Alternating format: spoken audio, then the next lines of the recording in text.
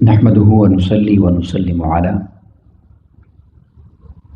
سيدنا ومولانا محمد رسوله النبي الأمين المكين الحنين الكريم الرؤوف الرحيم أما بعد فأعوذ بالله من الشيطان الرجيم بسم الله الرحمن الرحيم قال الله تبارك وتعالى في الكلام المجيد والفرقان الحميد فوجدا عبدا من عبادنا آتيناه رحمة من عندنا وعلمناه من لدنا علما صدق الله مولانا العظيم قال الله تبارك وتعالى في شان حبيبه مخبرا وآمرا إن الله وملائكته يصلون على النبي يا أيها الذين آمنوا صلوا عليه وسلموا تسليما مولاي صل وسلم دائما ابدا على حبيبك خير الخلق كلهم يا رب بالمصطفى بلغ مقاصدنا واغفر لنا ما مضى يا واسع الكرم.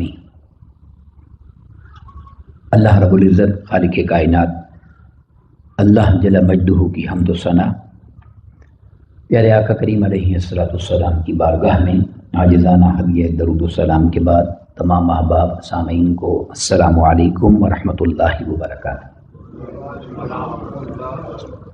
الحمدللہ تعالی اللہ رب العزت کا بے پایہ لطف و کرم ہے اور احسان عظیم ہے جس کی توفیق خاص کے ساتھ ہم سب اپنی اس ہفتہ وار بابرکت محفل حمد و نعت میں آج 11ویں شریف کی مناسبت کے ساتھ شریک ہوئے ہیں. دعا ہے کہ اللہ رب العزت ہم سب کا مل بیٹھنا اور اس محفل کا اہتمام کرنا اپنی بارگاہ میں قبول فرمائے اور ایسی روحانی محافل میں ہم سب کو بار بار شریک ہونے کی سعادت اور توفیق عطا فرمائے. آج کی اس مبارک نشست میں جس مضمون پر چند ایک باتیں آپ کے ساتھ شیئر کرنا چاہتا ہوں وہ مضمون عظمت و شان اور مقام اولیاء کے حوالے سے ہے. یہ بات سمجھنا کوئی اتنا مشکل نہیں ہے مگر یہ انسان کم علمی کی وجہ سے کم فہمی کی وجہ سے یا کسی اور سبب سے ان باتوں کو بھی سمجھنے سے انکار کر دیتا ہے جنہیں اللہ کے کلام نے واضح طور پر بیان فرمایا ہے. اور یہ جو طبقہ ہے طبقہ اولیاء یہ باضابطہ قرآن مجید کے مضامین میں بیان کردہ ایک طبقہ اور ایک گروہ ہے گروپ. جیسے قرآن مجید نے بلا تشبیہ و بلا مثال انبیاء کرام کا ذکر فرمایا، رسول اللہ کے بھیجے ہوئے رسولوں کا ذکر فرمایا، تو اسی طرح جہاں بہت سارے مضامین بیان فرمائے اللہ رب العزت نے قرآن مجید میں اولیاء کا جو طبقہ ہے گروہ ہے گروپ ہے اس کو بھی بیان فرمایا ہے. الا ان اولیاء اللہ لا خوف علیہم ولا هم یحزنون کہہ کر. اب اگر کوئی اس کا انکار کرتا ہے تو اس کی اپنی کم علمی ہے، جہالت ہے اور اللہ رب العزت کے احکامات سے روگردانی ہے، انکار کرنا ہے. تو جو سوالات اولیاء کی شان کے حوالے سے ہوتے ہیں میں ان کو مختصراً چند ایک مثالوں کے ساتھ پیش کرتا ہوں اور اختتام ہم حضور سیدنا غوث العظم دستگیر رضی اللہ تعالیٰ عنہ کی ذات گرامی پر کریں گے. یہ جو آیت کریمہ ہے یہ سورہ الکہف کی ہے اور اس کی آیت مبارکہ نمبر 65 ہے 65. اور یہ سورت پاک کا جو نام ہے اس سورت پاک کا نام ہی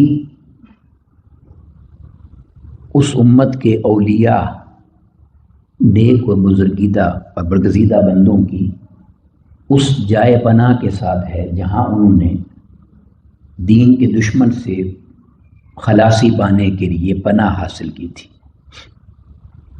یعنی جس غار میں کیو میں وہ گئے تھے اللہ رب العزت نے اس پوری سورت کا نام ہی اس غار کے نام پہ رکھا ہے۔ اس غار میں اور کوئی خاصیت نہیں تھی، کوئی اور کمال نہیں تھا، صرف اس کو نسبت اللہ کے محبوب بندوں سے ہو گئی۔ اللہ نے اسے اپنی کتاب کا عنوان بنا دیا۔ اب دیکھیں جو یہاں پر واقعہ بیان ہوا ہے کہ حضرت موسیٰ علیہ السلام اور حضرت یوشع بن نون، حضرت موسیٰ علیہ السلام کی دعا اور آرزو پر اللہ رب العزت نے ان کو حضرت خضر علیہ السلام سے ملاقات کے لیے جگہ بتائی کہ جہاں دو دریا آپس میں ملتے ہیں وہاں آپ کو ان سے ملاقات ہو جائے گی۔ تو حضرت موسیٰ علیہ السلام اور حضرت یوشع بن نون حضرت خضر علیہ السلام سے ملنے کے لیے نکلے۔ اب میں چونکہ وہ مضمون نہیں ہے اس لیے پیچھے خلاصہ آپ کو بتا دیا۔ تو جب وہ اس مقام پر پہنچے تو قرآن مجید نے فرمایا فوجدا عبدا من عبادنا، تو ان دونوں نے اس مقام پر پہنچ کر ہمارے بندوں میں سے ایک خاص بندے حضرت خضر علیہ السلام کو پا لیا۔ ان کو بولی پا لیا۔ اب یہ جو پا لیا کا لفظ ہے یہ بھی کچھ بتا رہا ہے، اور بتا یہ رہا ہے کہ پایا اسے جاتا ہے جسے ڈھونڈا جائے۔ آپ کوئی چیز تلاش کریں گے تو آپ کو ملے گی نا، آپ حاصل کریں گے، گھر بیٹھے تو کچھ نہیں ملے گا۔ تو گویا اللہ رب العزت اپنے کلام میں یہ بتا رہا ہے کہ ولیوں کو ڈھونڈ کر تلاش کر کے پا لینا یہ میرے انبیاء کی سنت ہے، یہ میرے انبیاء کی، اور انبیاء بھی جلیل القدر انبیاء میں سے حضرت موسیٰ علیہ السلام جنہیں اللہ رب العزت نے اپنے کلام کا شرف عطا فرمایا، موسیٰ کلیم اللہ، تو ان کے لیے فرمایا کہ انہوں نے وہاں میرے خاص بندے کو پا لیا حضرت خضر علیہ السلام۔ اور پھر اللہ رب العزت نے ان کی نشانی بتائی، آتیناہ رحمتا من عندنا، یہ وہ ہیں حضرت خضر علیہ السلام جن کو ہم نے اپنی طرف سے بہت خاص رحمت سے نوازا ہے، بڑی خاص رحمت ہم نے ان پر کی ہے، اور وہ کیا ہے وَعَلَّمْنَاهُ مِن لَّدُنَّا عِلْمًا، کہ ہم نے ان کو دنیا میں کسی استاد سے پڑھے بغیر خود براہ راست اپنی بارگاہ سے علم لدنی عطا فرما دیا۔ اور یہ بات ذہن نشین کر لیں کہ حضرت موسیٰ علیہ السلام اللہ کی طرف سے عطا کردہ خاص علم کا نظارہ کرنے کی حسرت اور چاہت کی وجہ سے ان سے ملے تھے۔ ان کی دعا یہ تھی یا اللہ مجھے اس سے ملا جس سے تو نے براہ راست خاص علم دیا ہے، من لدنا، جس نے ہم نے خود علم لدنی عطا کیا ہے۔ تو اللہ رب العزت نے انہیں حضرت خضر علیہ السلام کے پاس بھیجا ہے۔ تو اس آیت کریمہ میں یہ مضمون اور یہ بات بیان ہوئی ہے کہ اللہ کے ولیوں کی تلاش کرنا اور ان کو ڈھونڈ کر ان کو ملنا اور ان کو حاصل کر لینا یہ اللہ نے اپنے انبیاء کی سنت بنائی ہے، اپنے انبیاء کی بولیے سنت ہے۔ اب یہ چونکہ اس کی انبیاء کی سنت ہے اس لیے اپنے انبیاء کی سنت پر وہ ہر ایرے غیرے کو عمل نہیں کرنے دیتا، ہر ایرا غیرہ اس پر عمل نہیں کر سکتا۔ اب اس سے اگلا سٹیپ چلیں، یعنی یہ سوال ہے کہ ولیوں کی تلاش انبیاء کی سنت ہے۔ اب اس کے بعد اگلا سوال جو پوچھا جاتا ہے کہ اولیاء کی نسبت سے کیا ملتا ہے یا ان کے تعلق سے کیا ملتا ہے، تو اس کا جواب بھی قرآن مجید نے دیا، اور وہ واقعہ اللہ رب العزت نے بیان فرمایا بی بی مریم کے حوالے سے، حضرت عیسیٰ علیہ السلام کی والدہ ماجدہ جو کہ خاتون ہیں، اور خاتون ہونے کے ناطے اس میں کسی کا اختلاف نہیں ہے کہ وہ نبیہ نہیں ہیں، نبی نہیں ہیں، تو نبی نہیں ہیں تو وہ کیا ہیں، وہ ولیہ ہیں، اللہ کی نیک بندی ہیں، نیک خاتون ہیں، بزرگ ہستی ہیں، وہ اولیاء میں سے ہیں۔ اب ان کا واقعہ دیکھیے، وہ حضرت زکریا علیہ السلام کی کفالت میں تھی،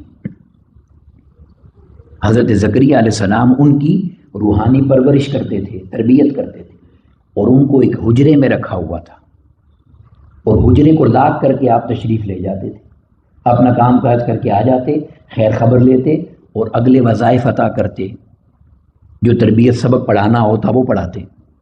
اب قرآن مجید نے کیا کہا، یہ سورہ آل عمران کی آیت نمبر 37 ہے، بڑا خوبصورت مضمون قرآن مجید نے بیان کیا۔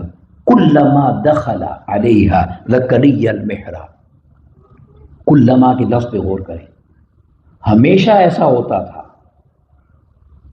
کلما ہر بار ایسا ہوتا تھا، یہ کوئی ایک بار کا بائی چانس کام نہیں ہے۔ کلما دخل علیہا زکریا المحراب، جب بھی اس حجرے محراب میں حضرت زکریا علیہ السلام داخل ہوتے بی بی کے پاس، وجد عندہا رزقا، تو ان کے پاس بے موسم پھل پاتے تھے، یعنی سردی ہوتی تو گرمی کے پھل، گرمی ہوتی تو سردی کے پھل ان کے پاس ہوتے تھے، ہمیشہ ایسا ہوتا تھا۔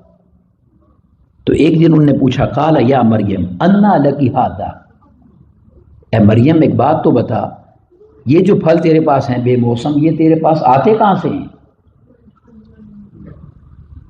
اب یہ کوئی قصہ کہانی نہیں ہے مولویوں کی بیان کردہ، یہ مولا کا بیان کردہ قرآن ہے۔ اب جب انہوں نے یہ کہا، قالت، تو بی بی مریم نے یہ جواب دیا، ہوا من عند اللہ، یہ براہ راست مجھے میرے اللہ کی طرف سے عطا ہوتے ہیں۔ بند کمرے میں لاک لگا ہوا ہے، اندر کون دے سکتا ہے؟ اس جہان کا مالک ہی دے سکتا ہے۔ اور پھر کہا، ان اللہ یرزق من یشاء بغیر حساب، اور اللہ رب العزت جسے چاہتا ہے بغیر حساب و کتاب رزق عطا فرماتا ہے، بغیر حساب و کتاب رزق عطا کرتا ہے۔ اب یہاں تک سمجھ گیا بات؟ اب حضرت زکریا علیہ السلام کا فتویٰ دیکھیں کیا ہے، عمل کیا ہے۔ جب یہ بات ہو گئی تو حضرت زکریا علیہ السلام نے جب یہ بات سنی بی بی پاک سے تو کھڑے ہو گئے، کھڑے ہوئے، اور قرآن مجید بیان کرتا ہے، ہنالک دعا زکریا ربہ، اس مقام پر کھڑے ہو کر زکریا علیہ السلام نے اللہ سے دعا مانگی۔ زکریا علیہ السلام نے ایسا بھی نہیں کیا کہ گھر جا کے دعا مانگوں تاکہ کسی کو شک نہ رہے نا، اور قرآن نے بیان کر دیا، ہنالک دعا زکریا ربہ، زکریا علیہ السلام نے جو کہ نبی تھے جانا کہ جب براہ راست اس مقام پر بے موسم اللہ اسے پھل دیتا ہے تو اسی مقام کی برکت سے میں بھی مانگ لوں۔ خود نبی ہیں، یہ بات یاد رہے، ہنالک دعا زکریا ربہ، وہیں کھڑے ہو کر دعا مانگی۔ تو ہوا کیا، جب دعا مانگی، قال ربی ھب لی من لدنک ذریۃ طیبہ، میں بھی بوڑھا ہوں، میری خاتون زوجہ بھی بوڑھی ہیں، مگر تو اس کو بے موسم پھل دے رہا ہے، ہمیں بھی بے موسم اولاد عطا کر دے۔ اب اللہ رب العزت نے، یعنی یہ توسل ہے، غور سے سنیں، جن لوگوں کو وسیلے کی سمجھ نہیں آتی کہ وسیلہ کیا ہے، انہیں قرآن کی سمجھ نہیں آتی۔ کیا میرا اور آپ کا توکل انبیاء سے بڑا ہے؟ ایک نبی کی ہستی ہے، وہ بی بی مریم کو بھی وسیلہ بنا رہے ہیں، اس مقام کو بھی وسیلہ بنا رہے ہیں، اور اللہ جواب کیا دے رہا ہے؟ اللہ اس عمل کو حق ہونے کی ضمانت دیتا ہے۔ فنادتہ الملائکہ، تو ملائکہ نے آ کے ان کو خبر دی، وَهُوَ قَائِمٌ يُصَلِّي فِي الْمِحْرَابِ، ابھی وہ اسی محراب میں ہی تھے، تو ملائکہ نے آ کر خبر دی، ان اللہ یبشرک بیحییٰ، اللہ نے آپ کو بشارت دے دی ہے، آپ کو یحییٰ علیہ السلام ملیں گے۔ تو نیک بندے کے پاس جانا بھی انبیاء کی سنت، نیک بندے کی نسبت سے مانگنا بھی انبیاء کی سنت، اور نیک بندے کے مقام پر جا کر مانگنا بھی اللہ انبیاء کی سنت ہے۔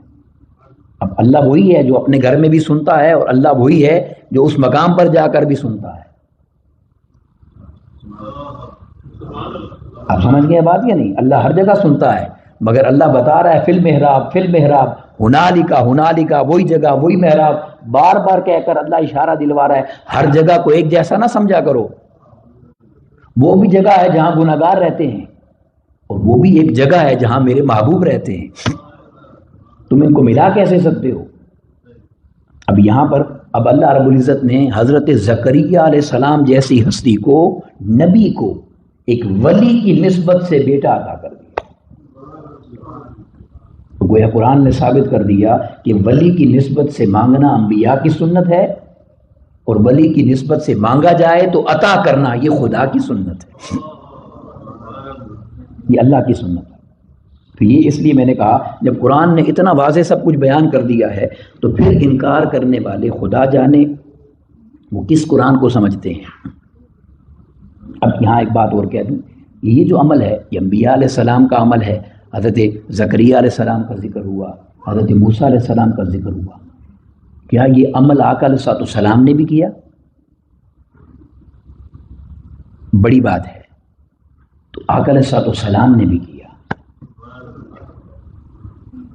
ایک دن حضرت عمر فاروق رضی اللہ آقا علیہ السلام کی مجلس میں آئے اور عرض کرتے ہیں یا رسول اللہ صلی اللہ علیہ وسلم آپ اجازت دیں مجھے عمرے پہ جانا ہے مدینہ پاک سے۔ تو جانتے ہیں آقا علیہ السلام نے کیا کہا؟ آقا علیہ السلام نے فرمایا عمر اللہ سفر مبارک کرے، مجھے بھی دعاؤں میں یاد رکھنا۔ اب سوال یہ ہے کہ آقا علیہ السلام سے بڑی بھی کسی کی دعا ہے؟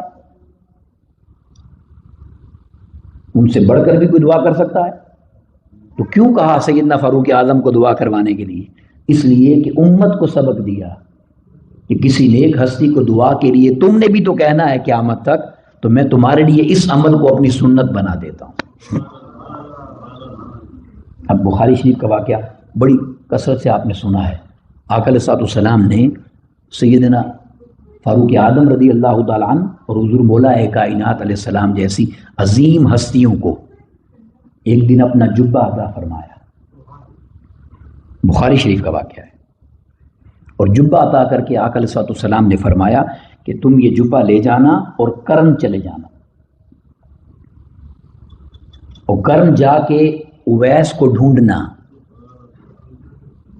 تاکہ وہ جو موسیٰ علیہ السلام کی سنت تھی ولی کو ڈھونڈنا، وہ میرے حکم سے تم بھی ڈھونڈو تو میری بھی سنت بن جائے۔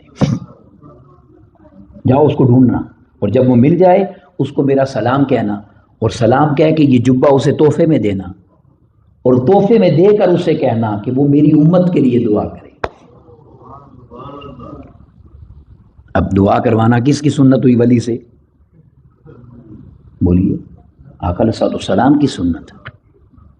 یہ آقا علیہ السلام کی سنت ہے۔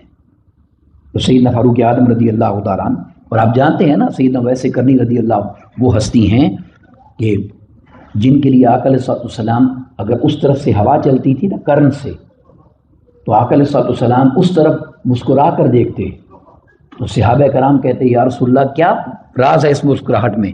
تو آقا علیہ السلام نے فرماتے وہاں میرا ایک ایسا عاشق رہتا ہے جب وہاں سے ہوا آتی ہے میرا سینہ ٹھنڈا ہو جاتا ہے۔ اب مقام دیکھیں کیا ہے۔ ان کو کہا جا کے دعا کروانا۔ یہ دونوں پہنچے تو ایک عجیب معاملہ دیکھا، غور سے سنیں۔ جب یہ گئے تو حضرت اویس کرنی نماز ادا کر رہے تھے، اور ان کی بکریوں کی حفاظت بھیڑیا کر رہا تھا۔ اب کون ہے؟ سیدنا فاروق اعظم ہے اور مولا علی ہے۔ جب ان کو پتا چلا کوئی آیا ہے، سلام پھیرا، دیکھا کون ہے، کس لیے آئے ہیں، کیا کام ہے، تو وہ کہنے لگے کام تو بعد میں بتائیں گے، پہلے بتاؤ یہ کیا کام ہے۔ بھیڑیا تو بکریوں کو کھا جاتا ہے، اور یہاں آپ کی بکریوں کی بھیڑیا حفاظت کر رہا ہے۔ حضرت ویسے کرنی رضی اللہ تعالیٰ مسکرائے اور بڑی خوبصورت بات مسکرا کے کہی۔ انہوں نے کہا یہ کوئی بڑی بات نہیں ہے، اس سے بڑی کوئی کرامت ہوگی؟ یہ بکریوں کو کھانے والا بھیڑیا حفاظت کر رہا ہے۔ انہوں نے کہا یہ بڑی بات نہیں ہے۔ کیسے؟ فرمایا میں اس کے کام میں لگا ہوں، اس نے اپنی مخلوق میرے کام میں لگا دی، میں اس کے کام میں لگ گیا اور اس کی مخلوق میرے کام میں لگ گئی۔ خیر ملاقات ہوئی، آقا علیہ السلام کا سلام کہا، جبہ مبارک پیش فرمایا، ایک ایک بات پوچھی، دن رات کا پوچھا، صبح و شام کا پوچھا، آقا علیہ السلام کی ایک ایک بات ان نے پوچھی۔ جب سب کچھ پوچھ لیا تو حضرت ویس کرنی رضی اللہ عنہ نے بڑی عجیب بات کہی، بڑی عجیب بات کہی۔ اور بات کیا کہی؟ کہا کیا تم نے کبھی آقا کو دیکھا بھی تھا؟ وہ کہنے لگے ہم نے ساری زندگی کے قصے سنا دیے ہیں اور آپ کہتے ہیں کبھی دیکھا بھی ہے؟ تو کہنے لگے نہیں نہیں، تم نے مصطفیٰ کا اصل حسن نہیں دیکھا، ان کا اصل حسن کائنات میں کوئی دیکھ ہی نہیں سکتا. جس نے کبھی دیکھا ہی نہیں وہ یہ کہہ رہا ہے. آپ سمجھے ہیں بات کیا نہیں؟ تو یہ وہ تعلقات اور معاملات ہیں جو عقل و محبت سے انسان کو نصیب ہوتے ہیں. تو ڈھونڈنا، تلاش کرنا اور دعا ولی سے کروانا یہ آقا علیہ الصلوۃ والسلام کے حکم پر اور انبیاء اور اولیاء کی سنت بن گئی صحابہ کی. اب اس کے بعد اگلی مثال دیکھیں، اور وہ کیا، یہ بڑا لطیف مقام ہے قرآن مجید کا، اور وہ یہ ہے، میں جلدی سے بس مکمل کرتا ہوں، اور وہ یہ بڑی خوبصورت بات ہے. آپ نے سنا ہے واقعہ اصحاب کہف کا، ٹھیک ہے، اور وہ 309 سال 309 ایئرس وہ غار میں سوئے رہے تھے، ٹھیک ہے، اور 309 سال دونوں طرف غار کا منہ تھا، دونوں طرف سے منہ کھلا تھا. جب سورج نکلتا تھا تو اللہ اس کو دائیں پھیر دیتا تھا، اور جب ڈوبتا تھا تو بائیں پھیر دیتا تھا. اور یہ قرآن مجید نے بیان کیا ہے اس واقعہ کو. وَتَرَى الشَّمْسَ إِذَا طَلَعَتْ تَزَاوَرُ عَنْ كَهْفِهِمْ ذَاتَ الْيَمِينِ وَإِذَا غَرَبَتْ تَقْرِضُهُمْ ذَاتَ الشِّمَالِ. جب نکلتا ہے تو دائیں سے رکھ جاتا ہے سورج، جب ڈوبتا ہے تو بائیں چلا جاتا ہے. 309 سال تک. اور یہ سورج وہ ہے جس کے لیے اللہ نے کہا ہے کہ یہ کبھی اپنا راستہ نہیں بدلتا، یہ مدار پہ چلتا ہے، مگر 309 سال اللہ نے اس کو رائٹ لیفٹ کیا. کیوں؟ کہ غار سے اندر دھوپ جائے گی دروازے سے تو میرے محبوب بندوں کو تکلیف ہوگی. اللہ نے اپنی تقدیر 309 سال تک بدلی. مگر میں اس سے اگلی بات کہنا چاہتا ہوں. قرآن مجید نے بڑی خوبصورت بات کہی. جب وہ اٹھے نا، جاگے، آپس میں ایک دوسرے سے کہنے لگے کتنا وقت سوئے ہیں، ہمیں کتنا وقت ہو گیا آرام کرتے. تو وہ کہنے لگے قالوا لبثنا یوما او بعد یوم. بس یہ جملہ غور سے سنیے گا، یہ قرآن مجید کی آیت ہے. وہ کہنے لگے ایک دن یا دن کا تھوڑا سا حصہ سوئے ہیں. 309 سال گزر چکے تھے. تو یہ جو انہوں نے کہا اس کا مطلب کیا ہے؟ یہ بات انہوں نے کیسے کہی کہ دن یا دن کا تھوڑا سا ٹائم سوئے؟ یہ بات کیسے کہی ہو؟ کبھی سوچا اس پر؟ اس لیے کہی کہ لباس بھی فریش تھا، نہ ناخن بڑے تھے، نہ بال بڑے تھے، نہ گرد آلود تھے، نہ کوئی، بالکل فریش تھے. تبھی تو کہا نا کہ ایک دن یا دن کا کچھ حصہ سوئے ہیں. اس ظاہر کو دیکھ کے ہی تو انہوں نے کہا نا. تو اس سے کیا پتہ چلتا ہے؟ اس سے پتہ یہ چلتا ہے کہ وہ غار میں قبر کی مانند لیٹے تھے نا. تو اللہ نے پرانی امتوں کے اولیاء کا ذکر کر کے ہمیں اس امت کے اولیاء کی خبر دے دی کہ اگر وہ 309 سال قبر میں جا کر بھی صحیح سلامت رہتے ہیں تو تمہیں کیا خبر مصطفیٰ کی امت کے اولیاء قیامت تک سلامت کیسے نہیں رہیں گے قبروں میں. یہ ہمارا ایمان اور عقیدہ ہے کہ محمد کے غلاموں کا کفن میلا نہیں ہوتا. یہ سب قرآن کے قصے ہیں جو قرآن نے بیان کیے ہیں. اب اس کے بعد آگے چلیے جس پر میں بات مکمل کرنا چاہتا ہوں، اور وہ یہ ہے کہ قرآن مجید نے اولیاء کی کرامات بھی بیان کی. یہ بھی کرامات ہیں مگر ایک واضح کرامت ہے، اور وہ حضرت سلیمان علیہ السلام کی اس آپ کی مجلس کی ہے کہ ملکہ بلقیس آ رہی تھی، اور 900 1,500 میل تک بھی علماء نے لکھا دور اس کا تخت پڑا ہوا تھا، اور وہ 7 دروازوں کے اندر بند تھا، 7 تالے لگے تھے، اور وہ ملنے آ رہی تھی. تو حضرت سلیمان علیہ السلام نے اپنے درباریوں سے کہا کوئی اس کے آنے سے پہلے لا سکتا ہے؟ اب سوال آپ سے یہ ہے کہ نبی کا حکم ہے نا، قرآن نے بیان کیا ہے، تو کسی کو کہنا کہ تو لا سکتا ہے، کیا اس سے شرک ہو جائے گا؟ تو اللہ نے یہ واقعہ ہمیں کیوں بتایا ہے؟ اس لیے کہ جو اللہ والے ہوتے ہیں ان سے اگر کچھ کہا جائے تو وہ اللہ کا ہی عطا کردہ ہوتا ہے، اس سے شرک نہیں ہوتا. تو قال عفریت من الجن، ایک جن کھڑا ہوا، اس نے کہا انا آتی کبھی قبل ان یرتد الیک طرفک، میں لے آتا ہوں آپ کے پاس، میں آپ کے پاس اس کو اٹھا کے لے آتا ہوں. اور میں کیسے لے آؤں گا اس کو؟ اس نے کہا کہ آپ ابھی مجلس میں بیٹھے ہوئے ہیں اور میں آپ کے مجلس سے اٹھنے سے پہلے آپ کے پاس اس کو لے آؤں گا. یاتینی بعرشیہ قبل ان یاتونی مسلمین، اس نے یہ کہا کہ میں آپ کو اس مجلس سے اٹھنے سے پہلے لا دوں گا. آپ نے کہا نہیں، مجھے جلدی چاہیے. کیونکہ اس نے یہ کہا تھا کہ میں اس کو لے آتا ہوں قبل ان تقوم من مقامک، میں آپ کے مقام سے اٹھنے سے پہلے لے آؤں گا۔ آپ نے کہا نہیں جلدی چاہیے، تو پھر آصف بن برقیہ کھڑے ہوئے، انہوں نے کہا میں لے آتا ہوں قبل ان یرتد الیک طرفک، انہوں نے یہ کہا کہ آپ کی نگاہ جھپکنے سے پہلے لے آؤں گا، آنکھ بلنکنگ آف آئی سے پہلے لے آؤں گا۔ 1500 میل دور پڑا ہے، 7 کمروں میں بند پڑا ہے، جانا بھی ہے، اٹھانا بھی ہے اور لانا بھی ہے۔ مگر یہاں جو بات جس پر جو میں سبق بنانا چاہتا ہوں وہ غور سے سنیں، جو یہ سارا واقعہ جس نے کیا نا اس کی پاور اللہ نے بتائی ہے۔ پاور کیا تھی، وہ کس طاقت سے لے کے آئے تھے؟ کہا قال الذی عنده علم من الکتاب،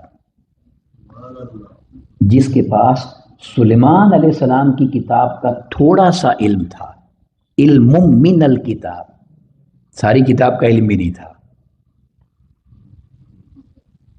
تو جس کے پاس سلیمان علیہ السلام کی کتاب کا تھوڑا سا علم ہو، وہ آنکھ جھپکنے سے پہلے 1000 میل دور پڑا تخت اٹھا کر لا سکتا ہے، تو سب کتابوں کی سردار کتاب قرآن مجید کا علم مصطفیٰ کے غلاموں میں سے کسی کے پاس آ جائے تو اس کو زمانے میں پھر کیا تکلیف ہے، جانے آنے اور لانے میں کیا مسئلہ رہ جاتا ہے؟ آپ کو سمجھ آئی بات کیا نہیں؟ حضور سیدنا غوث العظم دستگیر رضی اللہ عنہ کے پاس ایک غلام آیا، اس نے کہا کل روزہ میرے ساتھ افطار کریں، آپ نے کہا کروں گا۔ دوسرا آیا میرے ساتھ کریں، کروں گا۔ 40 سے وعدہ کر لیا۔ اب وہ بڑے خوش تھے ہمارے پاس روزہ افطار ہوگا، اگلے دن ایک دوسرے کو مبارکباد دے رہے تھے، میرے ساتھ افطار کیا ہے، وہ کہیں نہیں میرے ساتھ افطار کیا ہے۔ وہ 40 آپس میں بحث کر رہے تھے۔ حضور سیدنا غوث العظم دستگیر کے بیٹے آ گئے، انہوں نے کہا کیا مسئلہ ہے؟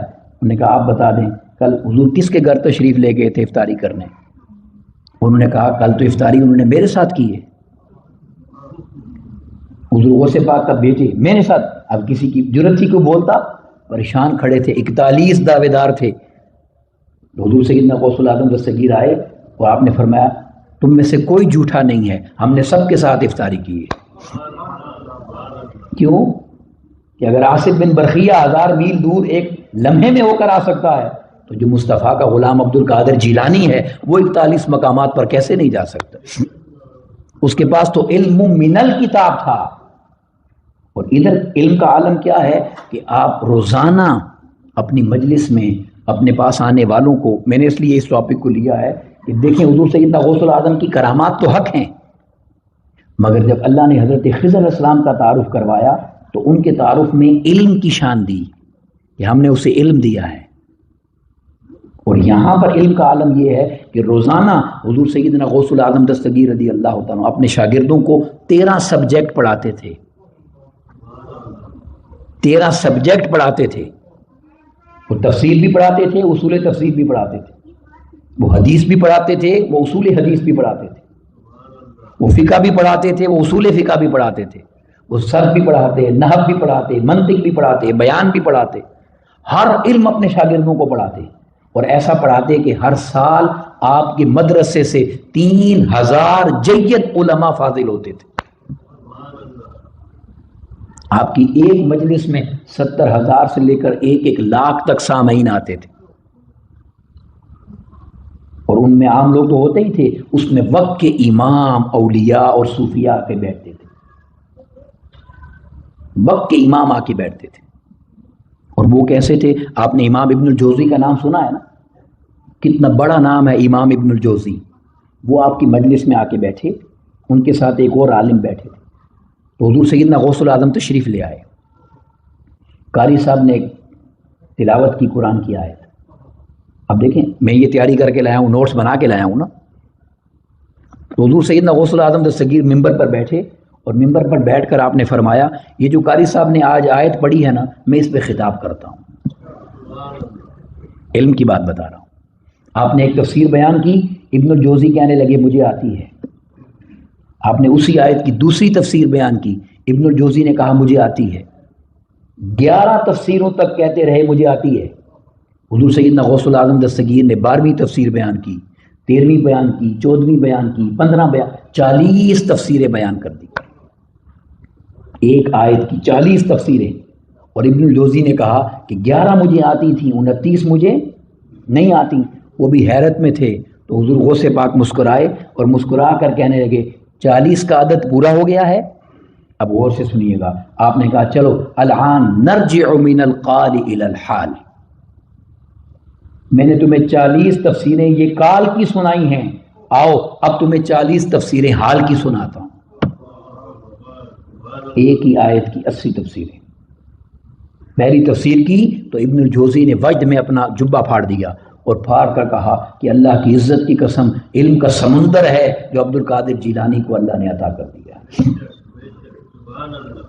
تو پرانی کتابوں میں سے اگر علم کا حصہ مل جائے تو ہزاروں میل کے فاصلے کچھ نہیں کہتے۔ تو حضور سیدنا غوث العظم دستگیر کو جب قرآن کا یہ خزانہ مل گیا ہے تو ان کے لیے عزت اور شان کا عالم کیا ہوگا، کتنی بڑی عزت اور شان کا عالم ہے کہ آپ نے اپنی زندگی کے 50 سال علم حاصل کرنے میں گزارے۔ 90 سال آپ کی عمر مبارک ہے نا، 50 سال علم حاصل کیا اور 40 سال اس علم کو پھر لوگوں میں تقسیم کیا، 40 سال۔ اور یہ وجہ ہے کہ آپ کو اللہ رب العزت نے اتنی عزت اور اتنی شان عطا کی۔ اور یاد رکھ لیں یہ جو علم حاصل کرنا ہے یہ آقا علیہ الصلوۃ والسلام کی اور اس امت کے لیے محبوب ترین سنت ہے، ٹھیک ہے۔ اور سنت کا درجہ کیا ہے، میں بات ختم کرنا چاہتا ہوں۔ آقا علیہ الصلوۃ والسلام نے بڑی خوبصورت بات کہی۔ آقا علیہ الصلوۃ والسلام نے فرمایا المتمسک بسنتی عند فساد امتی لہ اجر 100 شہید۔ فرمایا جب میری امت میں کوئی ایک سنت میری کم ہو جائے، لوگ عمل نہ کر رہے ہوں، اور کوئی میری سنت کو اس وقت زندہ کرے تو اس کے لیے 100 شہیدوں کا ثواب ہے، ٹھیک ہے۔ بس یہ میں نے حدیث آپ کو سنائی۔ اب سوال کرتا ہوں کہ آپ کا جو لقب ہے حضور سیدنا غوث العظم دستگیر کا، وہ ہے محی الدین، دین کو زندہ کرنے والا۔ تو اس دین کی ایک سنت کو اگر زندہ کرے کوئی تو اس کے لیے 100 شہیدوں کا ثواب ہے۔ تو جس نے پورے دین کو زندہ کیا ہے اس کے ثواب اور اجر و شان کا عالم کیا ہوگا۔ مگر یہ ساری عزت اور یہ ساری شان اللہ نے ان کو علم کی خدمت میں عطا کی۔ یہ میں اس لیے نہیں کہہ رہا کہ میں آپ کو علم کی بات کرنا چاہ رہا ہوں، حضور سیدنا غوث العظم دستگیر نے خود فرمایا ہے درست العلم، میں نے اتنا علم سیکھا ہے، میں نے کہا نا 50 سال پڑھا، درست العلم حتی صرت قطب، مقام قطب جو مجھے ملا ہے غوثیت کا، یہ مجھے علم حاصل کرنے سے ملا ہے۔ علم حاصل کرنا، سیکھنا۔ ایک دن آقا علیہ الصلوۃ والسلام مسجد میں تشریف لائے، 2 گروپ بیٹھے تھے، ایک ذکر کر رہا تھا، ایک علم واعظ کی بات کر رہا تھا، سیکھنے کی بات۔ تو آقا علیہ الصلوۃ والسلام نے فرمایا تم بھی خیر پر ہو مگر میں ان کے ساتھ بیٹھوں گا، علم والوں کے ساتھ بیٹھے۔ اور علم والی مجلسیں جو ہیں وہ باعث خیر ہوتی ہیں، وہ باعث برکت ہوتی ہیں۔ آقا علیہ الصلوۃ والسلام نے فرمایا 100 نفل پڑھنے سے بھی بہتر ہے، مجھے زیادہ پسند ہے کہ میں ایک علم کا نقطہ سیکھ لوں۔ تو علم کو سیکھنا جو ہے وہ ہمارے لیے، آپ کے لیے، سب کے لیے بہت ضروری ہے۔ اللہ رب العزت ہمیں ایسی علم کی مجلسوں میں بار بار شریک ہونے کی توفیق عطا کرے، اور اس امت کے جو اولیاء ہیں، علماء ہیں، ان کی محبت کی خیرات ہمیں عطا فرمائے۔ وما علینا الا البلاغ المبین۔ السلام علیکم۔